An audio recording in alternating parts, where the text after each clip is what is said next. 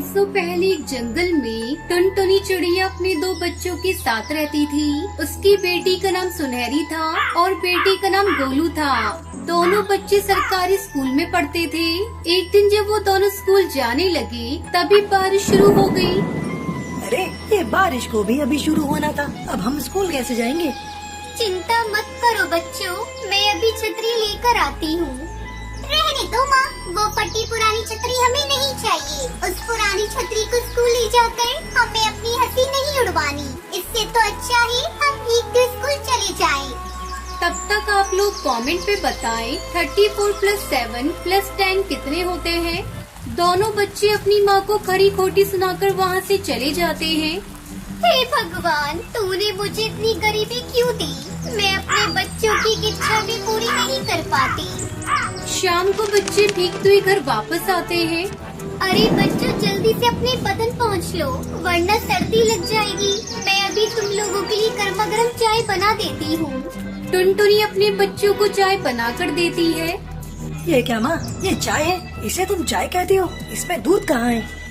क्या करूँ बेटा, सुबह जब तुम लोग स्कूल गए तभी एक बिल्ली ने सारा दूध पी लिया। आज बिना दूध की ही चाय पी लो, मैं कल से ध्यान रखूंगी। हमें नहीं पीनी ये काली चाय, तुमने खुद बनाई है, खुद ही पी लो। पता नहीं भगवान ने हमें गरीब घर में क्यों पैदा किया, एक एक चीज के लिए हमें तरसना पड़ता है। फिर रात हो जाती है और सभी सो जाते हैं। अगले दिन भी बारिश बहुत तेज हो रही थी। आज तो हम किसी भी हाल में स्कूल नहीं जा सकते। माँ, ओ माँ, देख रही हो बाहर बारिश कितनी तेज है। हम स्कूल कैसे जाएंगे? किसी भी हाल में आज हम दोनों की नई छतरी लेती आना।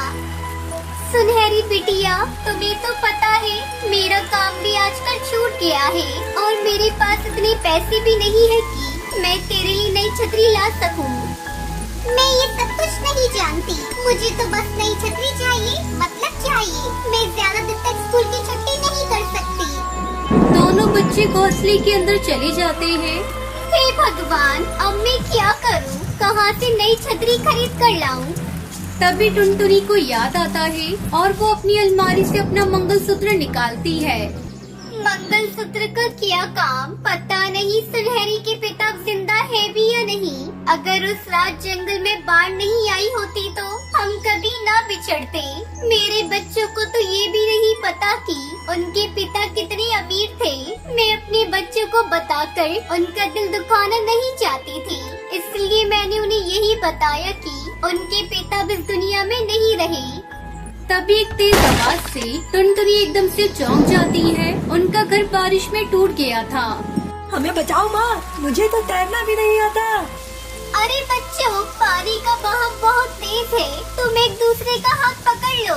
सुनहरी, ओ सुनहरी, गोलू का हाथ पकड़ ले बेटा। नहीं माँ, मुझे नहीं जीना। गरीबी की जिंदगी जीने से अच्छा है मैं मर जाऊँ।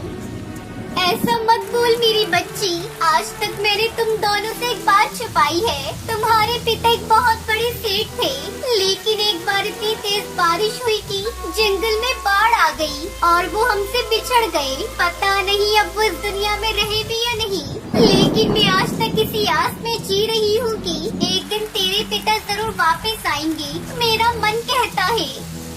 सुनहरी और गोलू पानी के साथ बहते हुए जा रहे थे। तभी कालू की नजर उन पर पड़ती है और वो उन्हें बचा लेता है।